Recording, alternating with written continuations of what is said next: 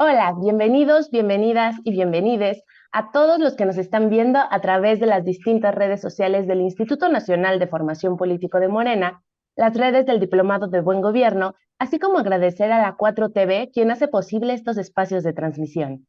Recordarles que el objetivo del eje de capacitaciones es identificar experiencias de buen gobierno en los ámbitos estatal y federal, así como del ámbito nuestroamericano con la participación de personas protagonistas de la transformación de estos ámbitos de gobierno para que la comunidad de nuestras personas diplomantes reciban formación técnica y política. También recordar que debemos profundizar en la construcción de un nuevo modelo de gobierno basado en los principios del humanismo mexicano, es decir, la consigna de transformar el servicio público en servicio popular. A nombre de nuestro presidente del Instituto Nacional de Formación Política de Morena, el compañero Rafael Barajas Durán, de nuestra compañera coordinadora del Programa Nacional de Formación de Buen Gobierno, Diana Paniagua, del coordinador del Programa de Inducción al Buen Gobierno del compañero Bruno Frías, de nuestra coordinadora del Eje de Actividades Curriculares, Karina Martínez, y de nuestro compañero coordinador del Eje de Capacitaciones del ámbito nuestroamericano, el compañero Carlos Viteri, de todas y de todos los integrantes del equipo del diplomado, les damos la más cordial bienvenida a nuestra capacitación número 2, Políticas Públicas en el ámbito nuestroamericano. El objetivo de esta capacitación es conocer la política ambiental y de sostenibilidad impulsada por el gobierno del presidente Lula en Brasil. El día de hoy tenemos el placer de presentar dos ponencias. La primera de ellas lleva por título Políticas Sociales Prioritarias impulsadas por el gobierno del presidente Gustavo Petro en Colombia, a cargo de la maestra Paola Hurtado Sánchez, jefa de la Oficina de Saberes y Conocimientos Estratégicos del Ministerio de Igualdad y Equidad Social en Colombia. La compañera es feminista, se formó como economista y tiene estudios de maestría en geografía. Lleva más de 10 años trabajando en investigación situacional y de política pública en materia de desplazamiento forzado, despojo de tierras, derechos territoriales y violencia de género, tanto dentro como fuera del conflicto armado. También ha trabajado en el diagnóstico y mediación de normas sociales y factores culturales. Se especializa en gestión de información y diagnóstico, lo que incluye procesos de recolección de información en terreno, utilizando metodologías participativas, incluyentes y respetuosas de los contextos. Además, cuenta con experiencia en procesos de formación no formal, así como en ejercicios de sensibilización y facilitación del diálogo intelectual e interétnico en derechos humanos, perdón, intercultural, política pública y sistemas de información, entre otros. Ha tenido la maravillosa oportunidad de trabajar en diferentes poblaciones, incluyendo niños, niñas y adolescentes, pueblos indígenas, pueblos afrodescendientes, mujeres, funcionarios y funcionarias, personas de la academia y otros individuos que han aportado su experiencia a su trabajo. Actualmente es jefa de la Oficina de Saberes y Conocimientos Estratégicos del Ministerio de Igualdad y Equidad Social de Colombia. Compañera, muchísimas gracias por tenerle aquí. Su presentación lleva por título Políticas Sociales Prioritarias impulsadas por el gobierno del presidente Gustavo Petro en Colombia y tenemos el honor de que nos acompañe el día de hoy. Muchísimas gracias, compañera. Adelante. Hola, buenos días con todas, todos y todes. Yo quisiera contarles como varias cosas y organizar mi presentación en tres momentos. Como ustedes saben y un poco como introducía la compañera, para nosotros y para este gobierno es muy importante poder compartir con ustedes y poder también aprender de ustedes en este proceso que seguimos construyendo. Pues quisiera como dar un poco de contexto en términos de cómo se construyó nuestro Plan Nacional de Desarrollo. Para el presidente Gustavo Petro y para la vicepresidenta Francia Elena Márquez, esta es una apuesta que lleva muchos años gestándose desde dos realidades diferentes, pero ambas unas realidades profundamente populares, que surgen además de procesos en los que ambos han sobrevivido a diferentes escenarios de injusticia y de violencia política. En el caso de Francia Elena, también violencia racial y violencias en el contexto pues, de los conflictos armados vigentes en Colombia. Entonces, este es el primer gobierno realmente de izquierda en este país. Eso tiene unas valoraciones muy importantes y también tiene unos desafíos gigantescos. Entonces, a partir de ahí, nosotros también hemos aprendido un montón de la experiencia mexicana y de la experiencia, por supuesto, de los procesos, de otros procesos en la región y ustedes van a encontrar que hay similitudes en las apuestas, pero también creo que una de las cosas que podemos compartir sobre todo es los aprendizajes de lo que ha implicado este proceso de gobierno. Y saludo realmente muy impresionada, pero también muy agradecida por poder estar en este espacio, este escenario de formación política a quienes van a estar en estos lugares. Creo que eso es algo que hoy creemos que hubiera sido muy útil en el gobierno. Este es un gobierno plural, es un gobierno diverso, es un gobierno principalmente de izquierda, pero es un gobierno también donde participan los pueblos y eso nos implica miradas diferentes en términos de cómo construimos y de cómo hacemos esto diferente. Entonces, pues ya veo ahí mi presentación. Esa sí es, esa sí es. Entonces, bueno, si quieren podemos seguir a la siguiente. Esto. Entonces, el arco central del Plan Nacional de Desarrollo y de toda la política de gobierno de este gobierno es la vida en el centro. Y por eso nuestro Plan Nacional de Desarrollo se llama Colombia Potencia Mundial de la Vida. Y aquí estamos hablando de la vida humana y no humana, pero también de la vida en colectivo y también la vida como aquello que movilice la inversión de recursos, aquello que moviliza las formas en las que el Estado se mueve. Y esto responde justamente a la necesidad de generar una diferencia en relación con los gobiernos anteriores, donde lo que hemos vivido y lo que hemos sobrevivido es una política de la muerte, una política de la explotación y la destrucción de los ecosistemas, una política de la destrucción del enemigo político, una política de la destrucción de las comunidades en salvaguarda de otros principios, de otros valores y de otros sistemas, digamos, contrarios a la vida misma. La agenda del gobierno Petro es una agenda para nosotros es especialmente compleja, pero es también la que consideramos es la mínima necesaria para generar transformaciones estructurales. Entonces hay como tres elementos claves en esta agenda de cambio y es qué es lo que necesitamos transformar y qué es lo que podemos transformar, porque también es muy importante para nosotras reconocer y especialmente hoy que hay unos elementos estructurales que pues van a tomar varios gobiernos, van a tomar muchos años y van a tomar un proceso mucho más largo de transformación, pero esta es nuestra oportunidad de enraizarlo en la sociedad colombiana y de enraizarlo también en los pueblos y que sean los pueblos mismos los que puedan construir esta agenda en adelante. Entonces, si vamos a la siguiente, hay como tres elementos fundamentales en esta apuesta de gobierno. Y este es el primer elemento en común. Nosotros también hablamos de grandes transformaciones. Nuestro Plan Nacional de Desarrollo está construido a partir de 5 grandes transformaciones. Y que esas grandes transformaciones básicamente nos dan la orientación política para la ordenación del gasto público, es decir, los recursos del presupuesto general de la nación, y aquí es donde empezamos a pensarnos cómo hacemos operativo eso que nos hemos estado soñando y eso que nos hemos estado conversando y discutiendo. Entonces, para nosotros las 5 grandes transformaciones es aquello en lo que se debe concentrar el presupuesto general de la nación. Los recursos públicos deben estar orientados a esas 5 grandes transformaciones, ya las vamos a ver. La segunda son las reformas estructurales. Y el desafío de las reformas estructurales es que para las reformas estructurales no solamente se requiere el gobierno, sino que se requiere un ejercicio de Estado. Y aquí también, pues nos gustaría como compartirles algunas de las cosas que hemos aprendido. La forma en la que está organizado el poder público en Colombia es a partir de 3 ramas.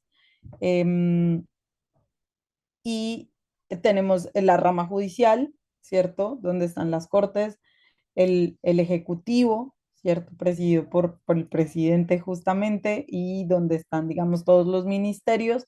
Y por el otro lado tenemos la rama legislativa, que es el Congreso, con las dos cámaras, la Cámara y el Senado. Y como ustedes saben, pues este gobierno sí es un hito muy importante, pero nosotros como gobierno no tenemos mayoría en el Senado y las cortes y un poco sí, los órganos de justicia tienen unas formas en las que cambia, en teoría, digamos, en la lógica de nuestra constitución para generar pesos y contrapesos, pero ¿qué significa que es el gobierno anterior quien te pone los jueces en los tribunales, en los altos tribunales? ¿Mm? En la medida en la que esto es un hito en Colombia y nunca habíamos tenido un gobierno de izquierda, pues nunca en realidad se había valorado esa noción de pesos y contrapesos, en tanto habían sido un conjunto de sujetos que siempre han ostentado el poder y la ordenación un poco del Estado, y eso creo que en términos de ciencia política y en términos sociológicos y en términos antropológicos ha sido muy interesante.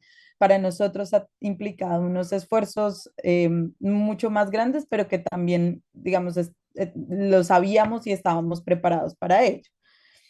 Porque son dos visiones de país diferentes. Entonces, la segunda son las reformas estructurales y siempre se pensó como el legado en términos de la política de Estado.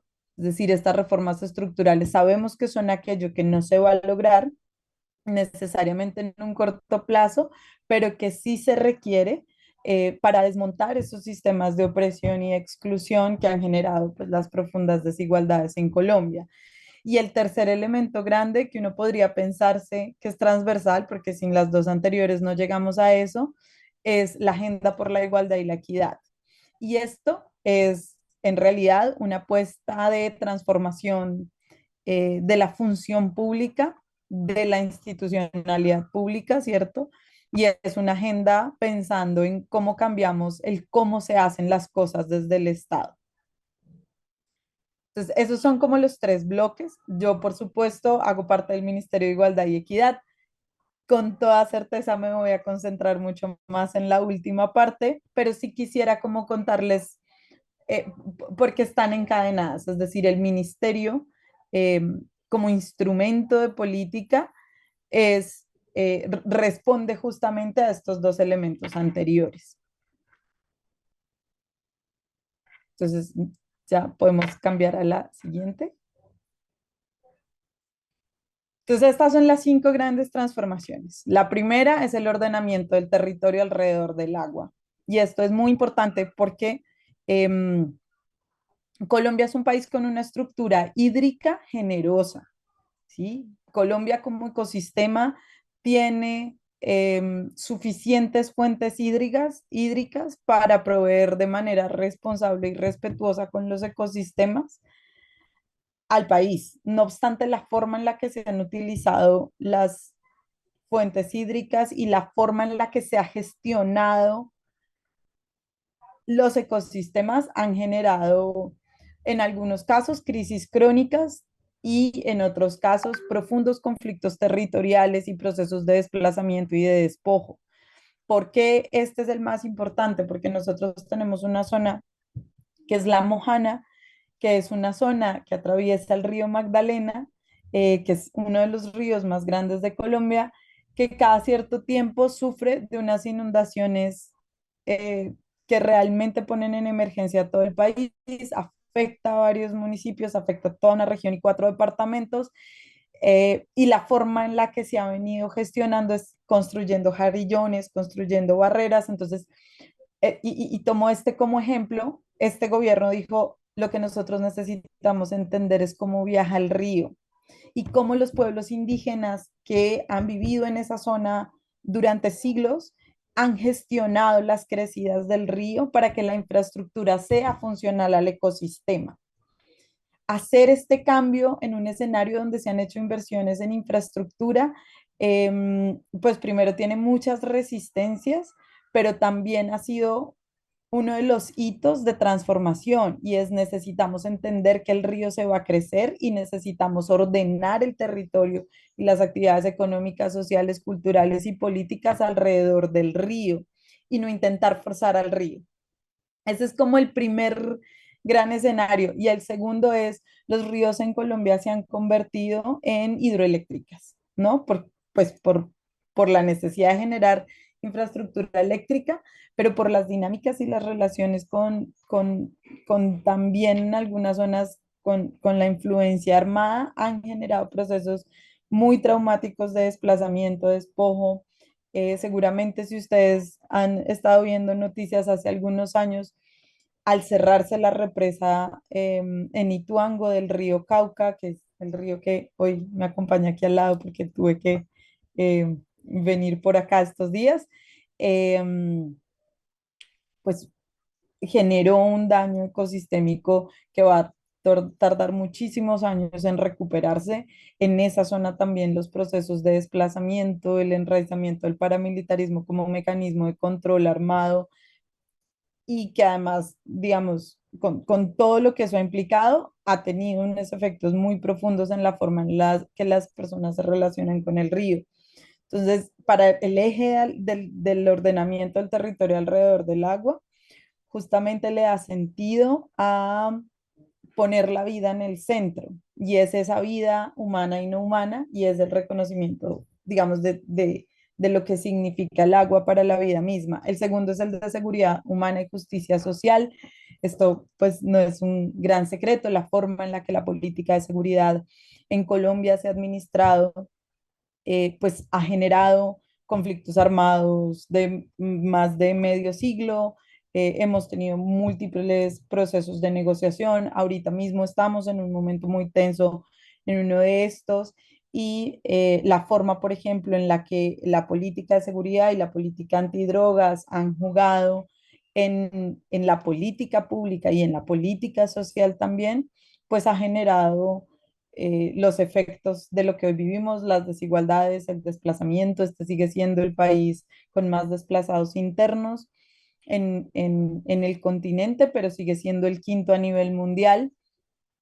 Y pues la reparación de esos procesos de desplazamiento, esos procesos de despojo, ha implicado, digamos, otros ejercicios más profundos. Entonces, dentro de ese eje, nos hemos montado en lograr esa reforma rural, que ha sido como la esperanza de este país durante muchos años, que ha habido y que ha significado también unas profundas violencias. Entonces, estamos trabajando en lograr eso.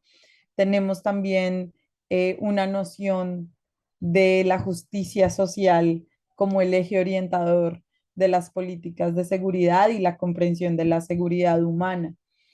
El, el tercer eje es justamente derecho humano a la alimentación, porque en Colombia hay 50 millones de habitantes y más o menos em, 15 millones de personas tienen barreras para acceder a alimentos suficientes en un país, digamos, que es productor, en un país que tiene suficientes tierras y ecosistemas para autoabastecerse. Y la discusión central alrededor del derecho humano es: la producción alimentaria debe estar orientada a la soberanía alimentaria y no necesariamente al abastecimiento externo. Esto es una discusión profunda porque significa repensarnos el sistema productivo agroalimentario, y es empezar a pensar también qué tipos de alimentos quedan acá, cuáles son los alimentos con los que se están alimentando las personas de estos territorios, y cuál es, digamos, cuál es el sentido de sacar el alimento.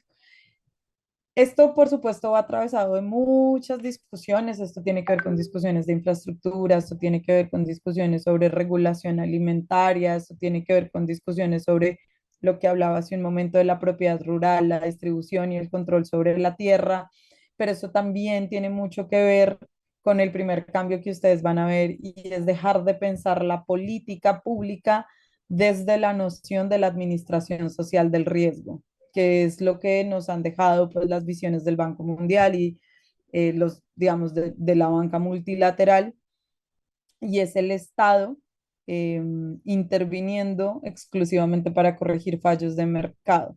Sino esto es asumir el rol del Estado como garante de derechos. Y esa es una discusión que en la práctica implica unas lógicas de priorización completamente diferentes. Yo no voy a priorizar los indicadores macroeconómicos sobre la garantía de derechos. No obstante, al país lo van a seguir midiendo con los indicadores macroeconómicos. Entonces, pensarnos en esa otra lógica va a ser bien complejo. En este escenario ya creamos el Sistema Nacional para la Garantía Progresiva del Derecho Humano a la Alimentación, que también se territorializa. Esta es una de las tareas del Ministerio de Igualdad y Equidad en la que hemos estado muy metidos desde el día uno. Y alrededor de ese programa, alrededor de ese sistema, hemos creado 4 programas.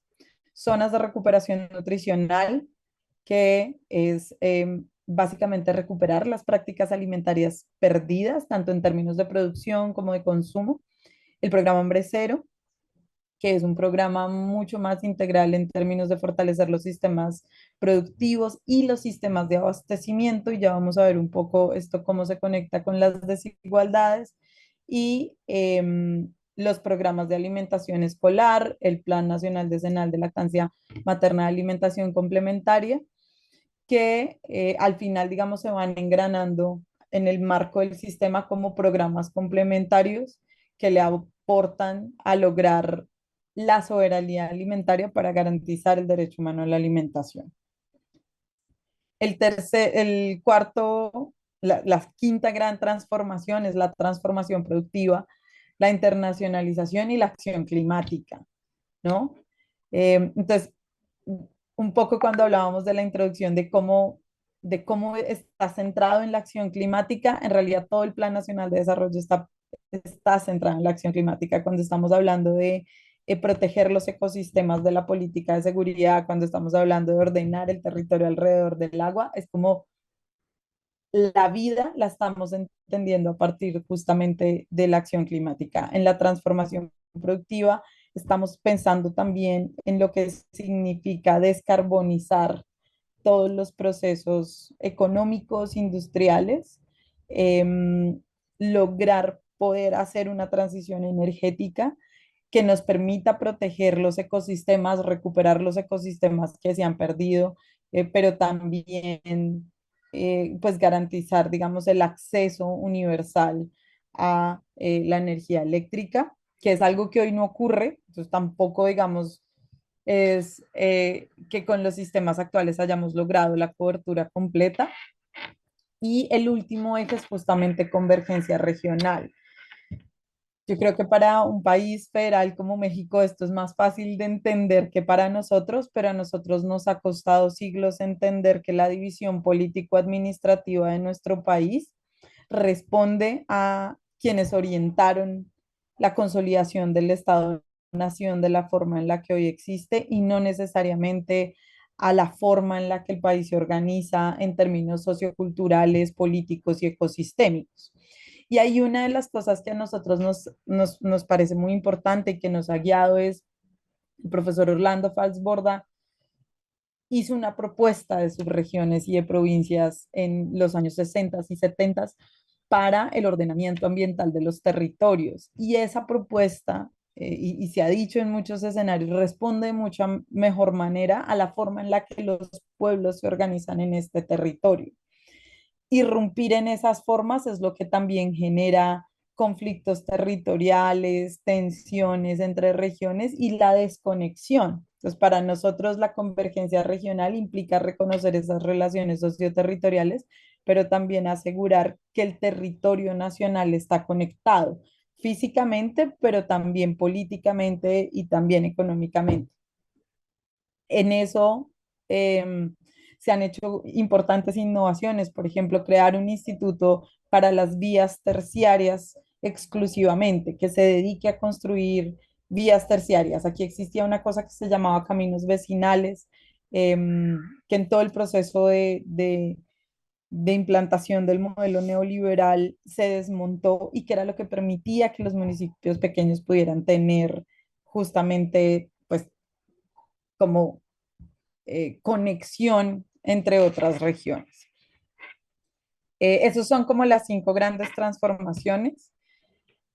Y están entretejidas y además están también, de alguna manera, se alimentan unas a otras. No sé si podemos cambiar a la siguiente, por favor. Las reformas estructurales. Habían 6 reformas estructurales. Yo me voy a quedar con estas 3 y lo digo en habían porque este ha sido uno de los grandes desafíos y creemos que para esta conversación también es muy útil pensarnos en términos de lecciones aprendidas. ¿Por qué hablábamos de estas 3? ¿Por qué me concentro en estas 3? Em, Porque cuando nosotros hablamos de Colombia como un Estado social de derecho, nos pensamos cuáles son los derechos fundamentales y luego a partir de esos podemos empezar a hablar, digamos, de otros, pero también cuáles son los derechos que se han promocionado como aquellos que permiten la movilidad social, ¿no? En esta fantasía de la movilidad social en un esquema económico que realmente pues implica unos desafíos mucho más grandes que educarse para acceder a un escenario laboral mejor pagado y sobre todo desde una sola visión de mundo, que es nuestro gran desafío. O sea, entre reforma, hay las 3 en las que me voy a concentrar, la de educación universal y era poder lograr la educación superior como un derecho y lograr fortalecer el sistema de educación superior público. Lo estoy hablando en pasado porque esta reforma se cayó en el Congreso. La siguiente es la reforma pensional como justicia distributiva. Esta reforma aún está en trámite y es la que tiene mejores probabilidades de sobrevivir. Y se los digo, digamos, también con las reflexiones de lo que eso ha implicado, ¿no? Em, la reforma pensional es un acto de justicia distributiva y es cómo logramos prevenir el empobrecimiento de las poblaciones a medida que envejecen y entender también que la longevidad no puede estar asociada a lo que se considera una carga fiscal, sino que tiene que poder reconocerse a las personas mayores como sujetos de derecho y reconocer también que la precarización y la proletarización del campesinado, el desplazamiento forzado y también de alguna manera la violencia estructural que generó la implantación del modelo neoliberal en los años 80 y 90 implicó que muchas personas que con sus manos han construido el país no lograran aportar o hacer los ahorros que se requieren para contar con una pensión. ¿Mm? Pero está lejos eh, de ser personas que no han trabajado. Por el contrario, son las personas que más duro trabajaron y que menor remuneración recibieron en toda su vida, que las condiciones de informalidad pues no permitieron esto. Y aquí tenemos básicamente obreros de construcción, transportadores, todos los que también trabajaban por cuenta propia, las actividades principalmente de cuidado del hogar, pero también de cuidado de otras personas ejercidas por mujeres. Entonces, es un acto de justicia distributiva en términos del reconocimiento del trabajo de esas personas, del reconocimiento del aporte a la economía de esas personas en los últimos 100 años, pero es también un ejercicio para tener un sistema pensional que tenga cómo sostenerse en el tiempo. El sistema pensional como existe hoy, y creo que pasa en general en América Latina, justamente porque sufrimos las mismas reformas en los años 80 y 90, pues responde a una lógica de mercado en la que se privilegia la desprotección de los trabajadores y las trabajadoras. Esta es en este momento como nuestra joya de la corona, ya ha avanzado, digamos, en los procesos de debates y realmente creemos que está como para lograrse. Y finalmente quisiera hablar de la reforma a la salud porque la educación universal, cuando hablamos de educación superior, sabíamos que iba a ser muy difícil porque la educación superior también es desafiar el status quo, ¿no? Es una discusión muy profunda sobre quiénes deberían educarse.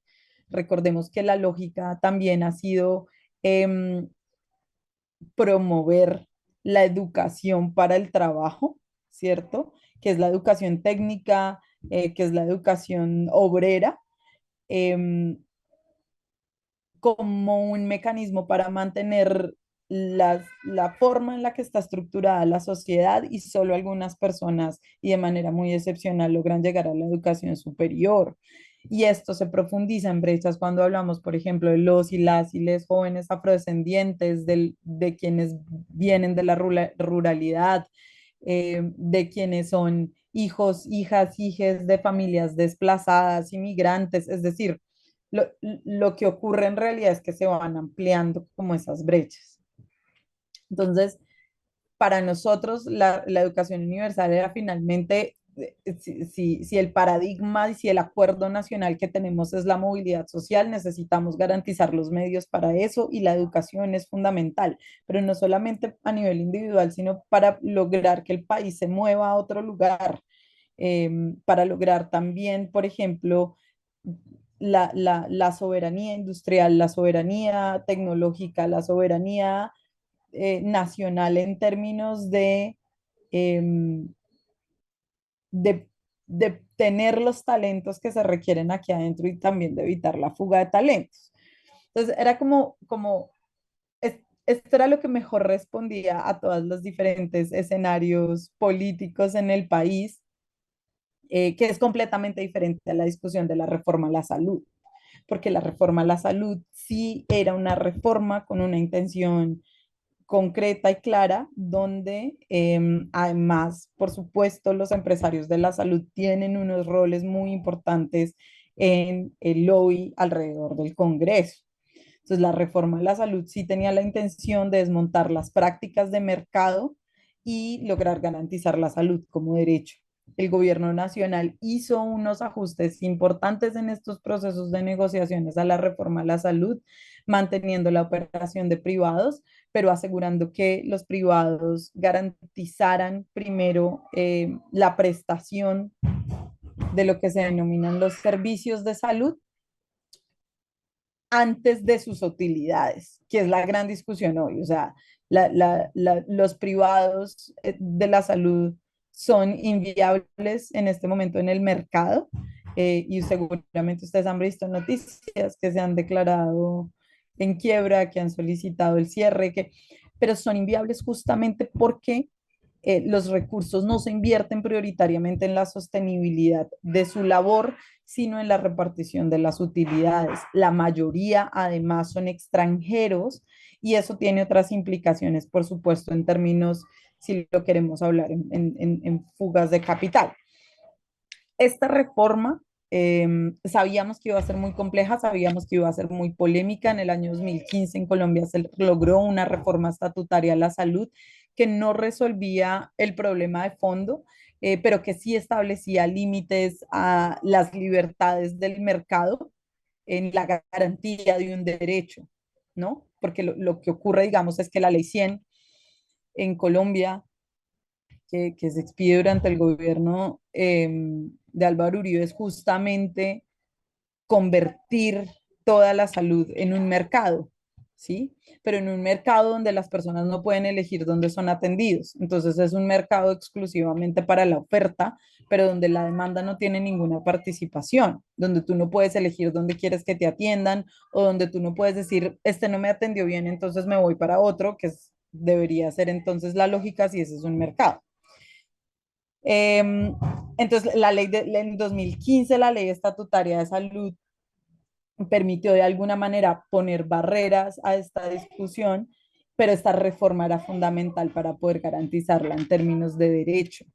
Esta reforma también se hundió y se hundió en medio de ese pulso. Entonces, ¿por qué les cuento todo esto? Porque también creo que no es nuestro ánimo desesperanzarles, pero sí es importante eh, poder estar seguros y seguras y seguras que en lo que se avanza es en sembrar aquello que va a tomar varias generaciones en ser. Para nosotros y nosotras, estos eran los legados, digamos, que eran estructurales y que generaban esas transformaciones que se requieren. Y no significa ahora que no vayan a suceder. Nosotros lo vemos como la tarea pendiente, como la tarea que sigue y en la que debemos seguir insistiendo. Esta relación de poderes que yo les mencionaba es muy interesante porque si bien nosotros lo habíamos visto, lo habíamos conocido, lo habíamos documentado en otros gobiernos de izquierda del continente, pues como aquí nunca había habido un gobierno de izquierda, era completamente diferente vivirlo en los procesos propios, ¿no? Pero creo que como aprendizajes también nos sirven en términos de pensar que la agenda política se sigue moviendo mucho más allá de los actores políticos y económicos y que la defensa de la política pública, la defensa de este proyecto político está en realidad en las gentes. ¿Sí? Y depende de las gentes que este proyecto político tenga un futuro, continúe y avance. Y eso, y de ahí que a nosotros nos parece tan interesante este ejercicio de formación política, porque de alguna manera, digamos, esas continuaciones. Eh, si me ayudan con la siguiente, yo veo manos levantadas, pero no sé, Aileen, si... No, ok, listo. La tercer, sí, el tercer gran bloque es justamente la agenda por la igualdad y la equidad. Y esta es una agenda, como ustedes saben, el presidente y la vicepresidenta Francia, ambos, digamos, venían por un proyecto político de izquierda, pero es un proyecto que se junta en el pacto histórico como una alianza estratégica en la que nos vamos por esas transformaciones.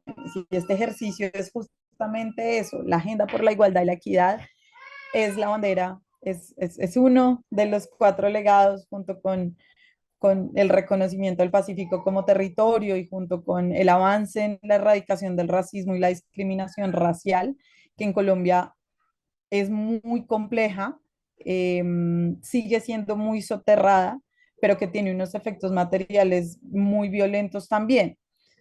Esta agenda de la igualdad y la equidad reúne un poco esos elementos. Entonces, cuando ustedes ven nuestro Plan Nacional de Desarrollo, tiene esas dos partes. Uno es las 5 grandes transformaciones, en la que también nos inspiramos, por supuesto, en los procesos mexicanos, pero también tiene una parte que se llama los actores diferenciales por el cambio y es el reconocimiento de estas poblaciones que han sido históricamente discriminadas, históricamente excluidas y que tienen más barreras de acceso a derechos.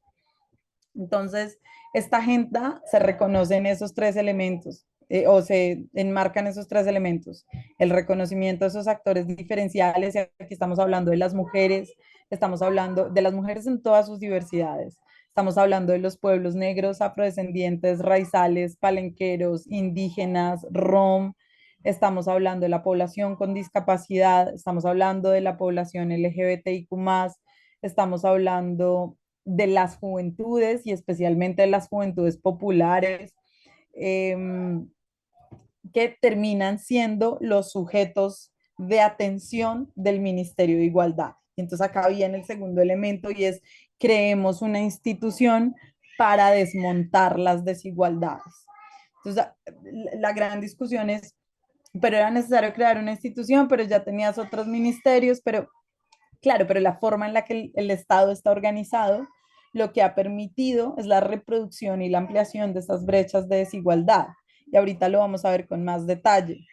Y la última parte justamente es cómo le damos a esta institución un ecosistema institucional que permita soportar esas transformaciones y que permita que no solamente el Ministerio de Igualdad y Equidad avance en la superación de brechas, sino que toda la estructura de gobierno pueda avanzar en ese sentido. Y aquí me voy a enfocar un poquito en darles el contexto porque nos fuimos por la discusión de la igualdad y la equidad. Entonces, no sé si podemos ir a la siguiente. Entonces, esto, esto para nosotros es muy triste, pero es también muy bonito. Colombia es el país más desigual de América Latina, según la última recopilación de datos del Banco Mundial. ¿Sí? Eso es muy importante. ¿Por qué? Porque también somos un país parte de la OCDE, porque también sabemos, digamos, que somos un país de ingreso medio, y eso ha tenido unas implicaciones muy importantes cuando no se reconoce que, pues que es un país profundamente desigual. Este gobierno del cambio se ha comprometido justamente a reducir esas desigualdades en los 2 primeros años de gobierno, que es algo que no pasaba en los últimos años y que incluso considerando los efectos del COVID, eh, antes del 2020 tampoco ocurrió, hemos logrado reducir el índice de Gini de ingresos. ¿Sí? Y eso ha sido alrededor del reconocimiento de la economía popular, de acciones concretas que permitan la contratación de las instituciones públicas con actores de la economía popular, que son informales, que son pequeños, que las grandes aseguradoras no les generan pólizas, ¿cierto? Y eso hace parte de, pues, de toda esta política de gobierno, pero hace parte también de este Plan Nacional de Desarrollo. Eh,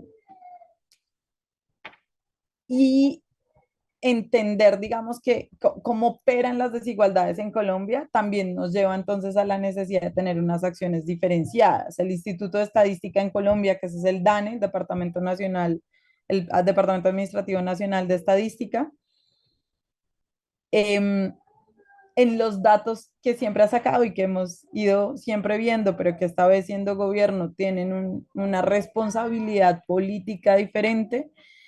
Eh, en los datos de la brecha de ingreso, por ejemplo, en Colombia, la brecha de género de ingresos es del 6%, es decir, los hombres ganan en general 6% más que las mujeres. Si uno compara con otros países de la región, no es tan amplio como en otros y uno podría ir diciendo en la medida en la que se ha ido reduciendo, hace 2 años era el 6,3, pues la agenda de género ha avanzado en el país. Pero cuando uno hace esa comparación, por ejemplo, de una forma interseccional y se piensa cuánto gana un hombre blanco mestizo más que una mujer negra afrodescendiente, la brecha pasa de 6% a 58%. Entonces estamos hablando de que mientras un hombre en promedio se gana 1.200.000 pesos colombianos, una mujer afrodescendiente puede ganarse 500.000. Este tipo de desigualdades y este tipo de brechas es las que estamos intentando desmontar y desde esta mirada, ¿no? Entonces no es solamente reducir la pobreza, sino es también reducir las brechas entre las poblaciones que han sido históricamente excluidas. De ahí, digamos, que se requiera un ministerio porque tenemos que pensarlo desde esa lógica. El 25% de la población del país son jóvenes, el 25%, pero el 44% de los homicidios ocurren contra personas jóvenes. Entonces, esa es otra desproporción que para nosotros resulta justamente de esas desigualdades. Es un efecto desproporcionado en las juventudes, especialmente en las juventudes racializadas y empobrecidas. Y desmontar esto también requiere unas transformaciones culturales que nos permitan reconocer al otro desde la diferencia, desde una mirada no violenta. Y cuando hablamos, por ejemplo, de lo más básico, que era lo que les decía hace un momento, de tanto de la estrategia del eje de convergencia regional como el de ordenamiento alrededor del agua, Colombia hay 13 millones de personas que no tienen acceso a agua potable, están concentradas además en unos territorios y 17 millones de personas que no tienen acceso a saneamiento básico. El cierre de estas brechas a nosotros nos implica 106 billones de pesos solo en territorios marginados y excluidos. Para que ustedes tengan una proporción de esto, el presupuesto anual del Ministerio de Igualdad y Equidad, que tiene la responsabilidad de cerrar esa brecha para todos los programas y todas las poblaciones, es 1,3 billones al año. Estamos hablando que nos tardaríamos mucho más de una década en cerrar esta brecha. Y eso responde justamente a los rezagos históricos de cuáles son los territorios donde sí ha sido importante, porque sí es estratégico invertir y cuáles no. Entonces, podemos pasar a la siguiente. Esto es un poco como la mirada. Los recursos que la nación invierte en los territorios se reflejan en las condiciones de vida de sus habitantes. Entonces, esta gráfica son las 5 regiones grandes del país. Ahorita lo podemos ver. Igual al interior de las regiones los recursos no se distribuyen de la misma manera, pero la región andina es la región montañosa, es la región donde están las grandes ciudades, donde está Bogotá, donde está Medellín, ¿cierto? Esa es la región andina, la región de las montañas, donde se ha concentrado el poder político y el poder económico y pues donde se invierten en los últimos 10 años, se han invertido 136 billones de pesos.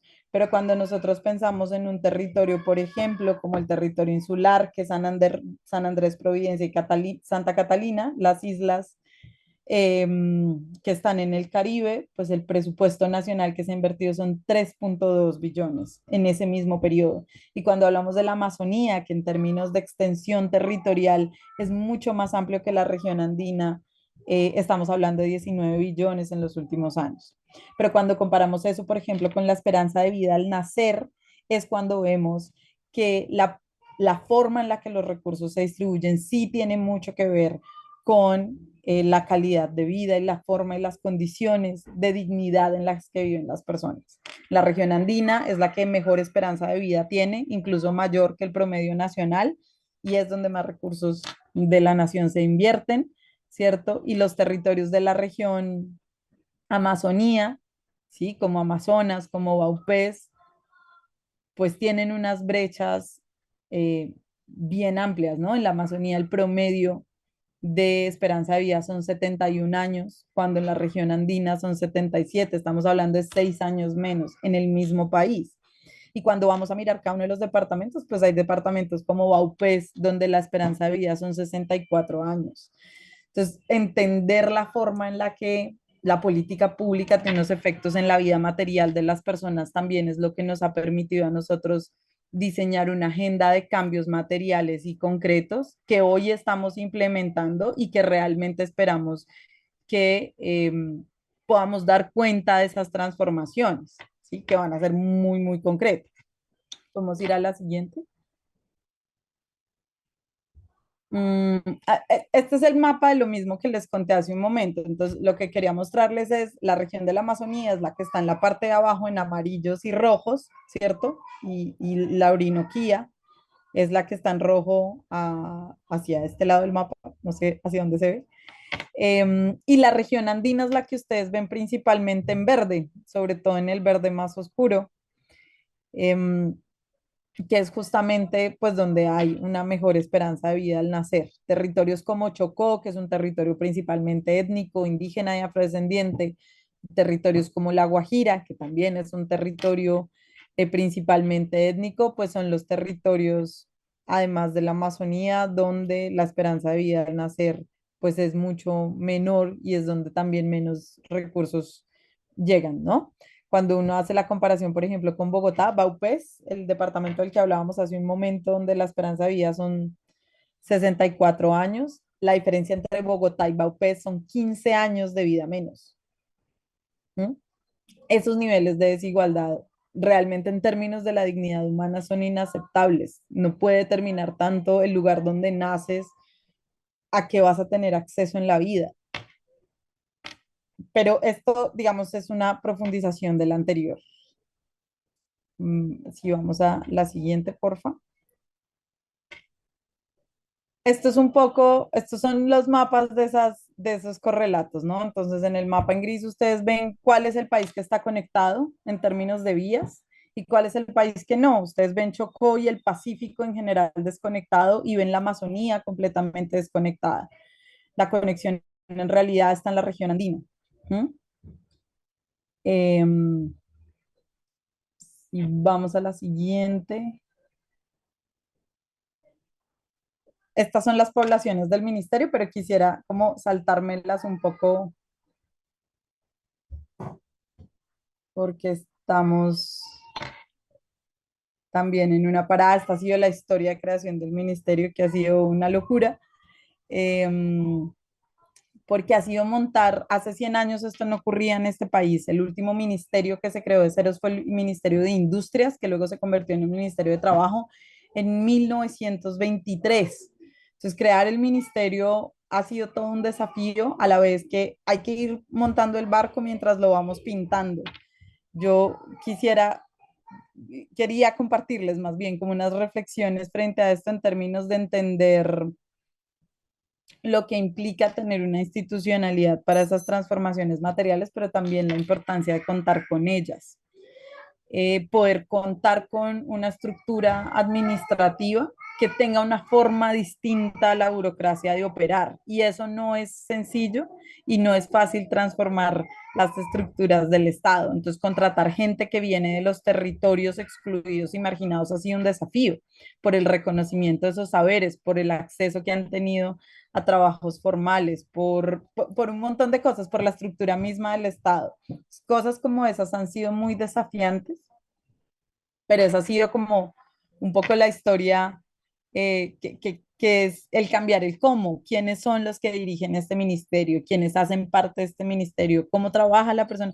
Eso es ya un cambio narrativo en la forma de la función pública y de la función pública popular, que tiene unos desafíos importantes en términos de las reglas en las que opera el Estado, porque esas reglas al final del día no cambian, ¿no? O toman mucho tiempo en cambiarse. Pero digamos que más allá de eso quisiera como contarles dos últimas cosas ya, porque me toma un montón de tiempo. Y nos esperan en una comunidad, justamente la comunidad de La Toma, muy cercana al territorio de la vicepresidenta. Si podemos pasar a la siguiente diapositiva. A la siguiente, si quieres. Entonces, lo que había en la diapositiva anterior era el modelo de operación del ministerio, que puede verse muy aburrido, pero que es muy raro en este país porque los modelos de operación circular no existen. Entonces, este es un modelo basado en los sujetos de derecho en el centro y la acción transformadora como el fin. Entonces, este es un ministerio que es interseccional porque responde a múltiples poblaciones, pero también es un ministerio que termina siendo de alguna manera intersectorial, porque hacemos acciones del Ministerio de Vivienda, hacemos acciones del Ministerio de Agricultura, hacemos acciones, y eso responde un poco a la forma en la que se creyó, ¿cierto? Y la que se concibió, cómo desmontamos esas desigualdades y esos rezagos. Y eso se ha concretado en 11 estrategias transformadoras, de las cuales 9 son de implementación de acciones concretas. Y aquí viene como la segunda reflexión interesante de montar el ministerio. Y es, usualmente los ministerios son orientadores de política. Este ministerio es orientador de política, pero también tiene la responsabilidad y la capacidad de implementar acciones. ¿Mm? Entonces, esa implementación de acciones es lo que nos permite efectivamente lograr que se concreten esas transformaciones materiales. Muchísimas gracias, compañera, por su presentación. De verdad que ha sido bastante ilustrativa. Pues bien, compañeros, si les parece, vamos a apurarnos para tener tiempo de escuchar la mayor cantidad de preguntas posibles. Vamos a realizar bloques de 4 participaciones por bloque, en 2 minutos máximo por cada intervención, y le voy a pedir que comience el compañero Lucio Tepetla. Recordando que no va a ser necesario que levanten sus manitas, ya tenemos sus nombres mediante el formulario. Entonces pueden bajarlas quienes las tienen levantada, por favor. Adelante, compañero Lucio, 2 minutos. Hola, buenos días. Muchas gracias por la participación. Eh, una de las principales causas de querer intervenir es que aquí en el estado de Veracruz, como políticas sociales, se trató de implementar el diagnóstico participativo rural, que creo que tiene gran inspiración en la metodología colombiana, pero sí una de las primeras preguntas que hice, me inquieta mucho que seguimos teniendo el mal hábito de querer todo solucionarlo, lo de aguas jabonosas y aguas negras, con drenajes. Creo que ellos están intentando otro tipo de mecánicas. Y la segunda pregunta que hacía yo, o bueno, ahorita acabo de hacer una, es precisamente eso, ¿no? ¿Qué tanta utilidad le han visto a los diagnósticos participativos para la autogestión, que considero que es una muy buena mecánica? Aquí en el estado de Veracruz se realizó en este sexenio que acaba de concluir un programa que se llama Prover. La idea inicial era entrelazar los métodos productivos entre las regiones, Así que me imagino que es a lo que se refería la compañera en la regionalización de la alimentación. Ojalá y que nos pudiera enriquecer un poco más o qué literatura poder consultar al respecto. Muchas gracias. Muchísimas gracias, compañero Lucio. Seguimos, por favor, para completar este primer bloque de participaciones. Adelante la compañera Verónica Jezabel Villa.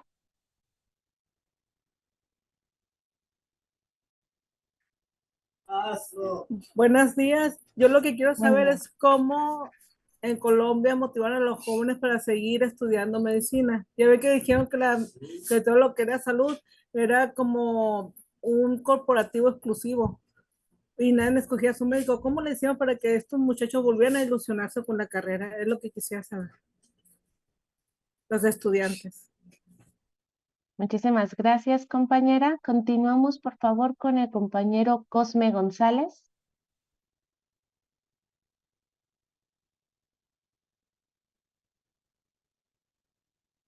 2 minutitos en el cronómetro. Si no se viera. Listo. Adelante. Listo. Sí, buenos días a todas, a todos y a todos. La pregunta que le hacía a nuestra compañera de Colombia es cómo pueden allá en el ejercicio que están haciendo en Colombia asegurarse que la siguiente administración se mantenga un gobierno de izquierda por los problemas que están viviendo ahorita. Eh, Aquí Mm, uno de los motivos por los que se pudo implementar bien el gobierno de la 4T fue la manera tan rotunda en la que ganó Andrés Manuel López Obrador, y luego eso todavía se incrementó más, esa votación con nuestra presidenta, la doctora Claudia Sheinbaum, perdón. Pero allá en Colombia, que no se ve eh, que esté teniendo el éxito el gobierno de compañero Petro, como aquí en México, deben de tomar medidas, deben de aspirar a tener el poder del Congreso, porque si no van a seguir sufriendo, y no es tanto que no sufra la administración, el tema es que todo el trabajo que ya nos estuvieron explicando que están realizando, se los pueden tirar para atrás. La derecha en el mundo no está contenta con que a los pobres, con que al pueblo se le atienda. Entonces, concretamente la pregunta es, ¿qué medidas están tomando para asegurar mantener el gobierno en el siguiente sexenio allá en Colombia? Es cuanto, gracias. Muchísimas gracias, compañero.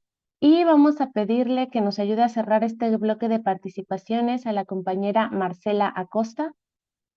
Sí, hola, ¿qué tal? Buenos días a todas, a todos. Muchas gracias por cederme la palabra.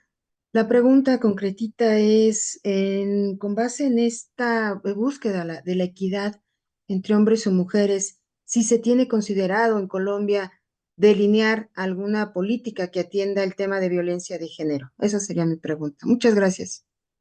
Muchísimas gracias, compañera. Y pues bien, adelante, por favor, ponente. bueno, pues me gustaría tener mucho más tiempo para compartir con ustedes porque de verdad que creo que las preguntas son bien interesantes. Lo primero es contarles, en Colombia lo que estamos montando es el catastro multipropósito. Esa es una apuesta que surge del Acuerdo de Paz de 2016 y parte, digamos, de esa apuesta es también reconstruir la información sobre la propiedad rural. Y por otro lado, para el Plan Nacional de Desarrollo, lo que hicimos fue unos diálogos regionales vinculantes para poder identificar cuáles eran esas 5 transformaciones. Y esto yo creo que se va a conectar un poco con la respuesta del compañero Cosme. Responder a lo que las gentes nos pidieron en ese momento y a lo que expresaba el poder popular en ese momento es lo que va a permitir enraizar estas políticas en las gentes. Y yo lo decía al inicio, depende, por supuesto, del poder popular que estas políticas continúen en el siguiente gobierno. Y para nosotros esto es un hito súper importante porque en Colombia, como yo les decía, nunca hemos tenido un gobierno de izquierda, aunque nunca, digamos, esas diferencias en los resultados electorales, ni para la derecha ni para la izquierda han sido tan grandes, ¿no? O sea, no es un país de grandes ganadores, siempre ha habido como una disputa ahí. Entonces, creo que son esas dos. Creo que nuestra tarea es responderle a la gente para que la gente misma haga de este su proyecto político. Y en el caso de los diagnósticos participativos, la única forma de poder responderle a la gente es justamente escucharla, ¿no? Y buscar los canales para escucharla. Mm, Eso, digamos, sobre las preguntas de Lucio y de Cosme. Sobre la pregunta sobre el tema de medicina, yo creo que eso también responde a las realidades de este país. En este país, la forma en la que las juventudes se han movilizado ha sido increíble y han sido las mismas juventudes las que han entendido que la vida es lo que está en el centro. Y de ahí, digamos que la intención, por ejemplo, de participar en los programas formativos asociados a salud, pero también al cuidado del territorio y al cuidado ambiental, sean lo que ha movilizado eso. No es un escenario laboral fácil y lo que nos ocurre justamente es toda esta fuga de grandes talentos, es decir, que los jóvenes muchas veces estudian y se van. Y el trabajo, por ejemplo, de la reforma a la salud estaba orientado a eso, a que el personal médico no solamente tuviera el cuidado y el reconocimiento, sino también que pudiera pensarse desde una lógica de derecho. Sobre la política de abordaje integral a la violencia, sí, tenemos un programa. Ese programa está en el Viceministerio de las Mujeres, en el Ministerio de Igualdad y Equidad, y tiene tres componentes. Un componente del abordaje de la violencia desde la perspectiva de la seguridad humana, un componente que se llama Salvia, que es tener un sistema nacional de atención, seguimiento, registro y monitoreo, y un componente final de cambio cultural. Ese programa ya está en ejecución.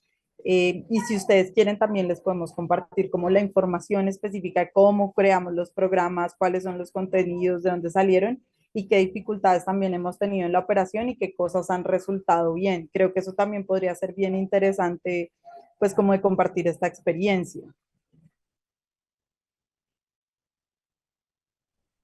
Muchísimas gracias, compañera. ¿Cree usted que podamos tener posibilidad de un bloque más de preguntas?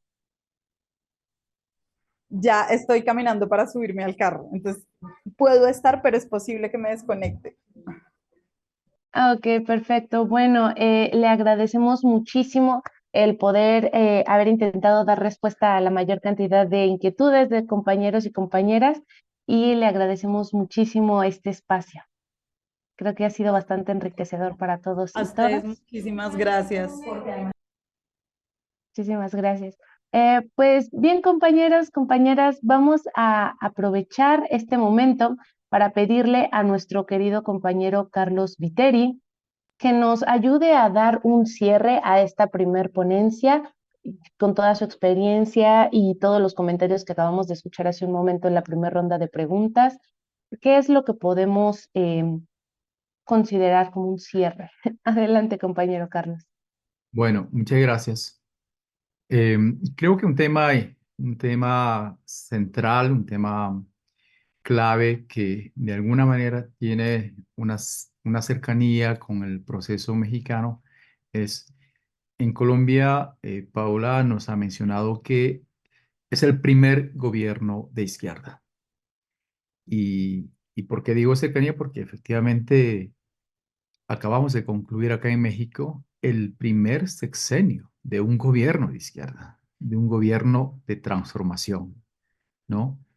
Entonces, hay un camino andado acá, hay logros sumamente importantes, hay la consolidación de una base, de los cimientos fundamentales para proseguir la transformación.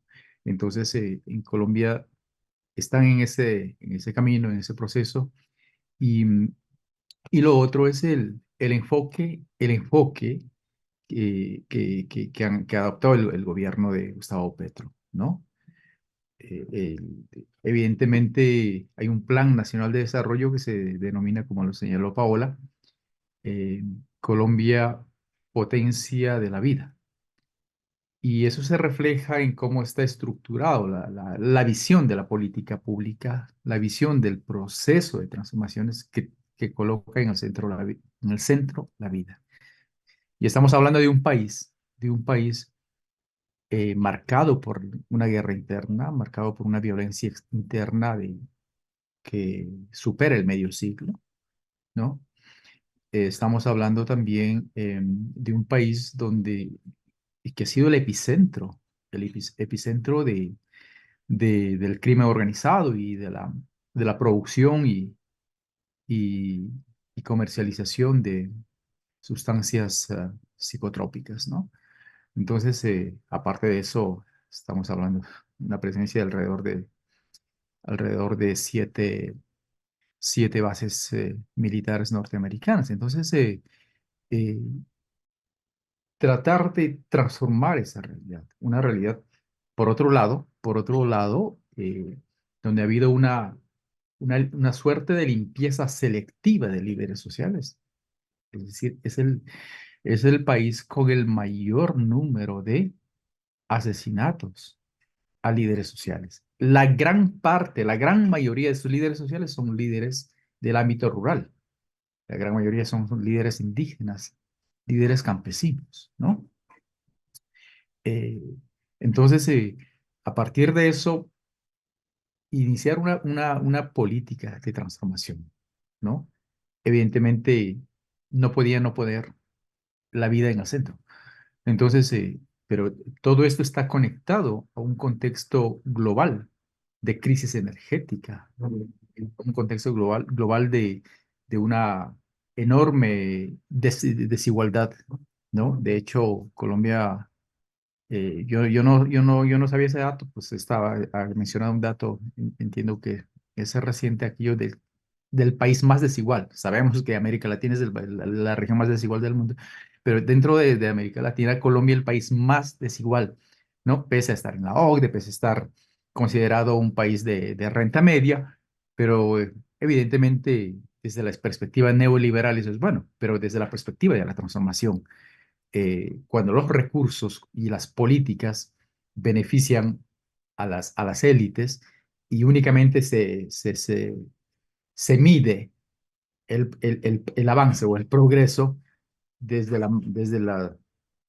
desde las cifras macros, ¿no? Desde la macroeconomía, eso oculta las realidades internas, ¿no? Imaginémonos una diferencia de 12 años, hasta 15 años de esperanza de vida entre lo que es la capital y lo que es una de las regiones más eh, marginadas y excluidas, como es el Paupés, ¿no? O el Amazonas. Entonces, ya eso nos da cuenta de que Colombia es un país que empieza con un gobierno de izquierda eh, desde hace 2 años, ¿no? Pero décadas de gobiernos neoliberales, gobiernos de derecha y gobiernos soportados por el crimen organizado. Entonces es una transformación dura, pero que sin embargo los enfoques que están haciendo son enfoques eh, inclusive innovadores desde cierto punto o sea, innovadores en el sentido de qué, en el sentido de que tienen un enfoque territorial, un enfoque de ordenamiento territorial, hacia dónde van, hacia dónde se dirigen las políticas sociales, todo este elemento de interseccionalidad para, para beneficiar a los más distintos sectores sociales, atendiendo a sus especificidades y particularidades, ¿no? Toda esta política de interseccionalidad también de desigualdad de género, ¿no? De exclusión territorial, etcétera, que va conectado a una visión de salvaguardia, de recuperación, de protección ambiental, ¿no? Entonces, creo que allí hay un tema innovador muy importante, muy interesante, que sin duda en el presente sexenio, en el segundo piso, va a tener mucha fuerza acá en México, ¿no? Entonces, pero también vemos las dificultades que ellos han tenido, ¿no? Con el tema de las reformas estructurales. No tienen en el Senado una mayoría calificada como el que hay acá, ¿no? Entonces, acá es posible esa mayoría calificada por el que votó el pueblo mexicano, que hace posible que el plan se marche, ¿no? Pero sin embargo, allá tenemos un Senado donde que tiene mucha presencia de la derecha, que evidentemente pretende bajarse todas estas propuestas de reformas estructurales, ¿no? Pero esa es la lucha política, esa es las grandes adversidades que está atravesando el gobierno del presidente Petro, eh, donde que ahora mismo está enfrentando, y hay voces internacionales que están respaldando al gobierno del presidente Petro, esos afanes de, de golpe de Estado y de afectar el proceso democrático de Colombia, ¿no? Entonces, creo que lo que nos plantea, ¿no? Lo que nos plantea es un tema muy interesante de este enfoque donde las políticas sociales constituyen una prioridad, ¿no? Constituyen una prioridad eh, donde donde todos los programas están orientados a restaurar el tejido social, están orientados a construir igualdad y están orientados a, pues, nivelar las grandes asimetrías que existen ahí, ¿no? Entonces, esa relación entre los ingresos es realmente tremendo, ¿no? Seguramente son aspectos en los que tanto la experiencia colombiana y otras experiencias de gobiernos de izquierda en América Latina uno, se han enfrentado. Segundo, han tenido que priorizar para avanzar y provocar las transformaciones, ¿no? Entonces, compañeros, creo que nos ha dejado, Paola, unos insumos sumamente interesantes que vale la pena reflexionar en el contexto del segundo piso de la cuarta transformación y pues avanzar sin perder de vista aquello que se mencionó, ¿no? Al inicio, Paola nos dijo que varios elementos importantísimos de las políticas tuvieron como referente a la experiencia mexicana, ¿no? Y de eso se trata, es decir, las experiencias innovadoras, las experiencias exitosas, las experiencias transformadoras de otros gobiernos progresistas, evidentemente son útiles para cada uno de los procesos, adaptándolas, obviamente, adecuándolos aquellos que responden a la realidad de cada uno de los países. Pues nada, eso es lo que eh, es la reflexión que yo puedo hacer. Despedimos a todas, todos y todes los que siguieron esta sesión por las distintas redes sociales de Buen Gobierno y del Instituto Nacional de Formación Política de Morena. Agradecemos a la 4TV que hace posible que estas sesiones lleguen a distintos espacios. Y por supuesto, agradecemos a todos ustedes su presencia y su arduo compromiso con la transformación. Hasta la próxima.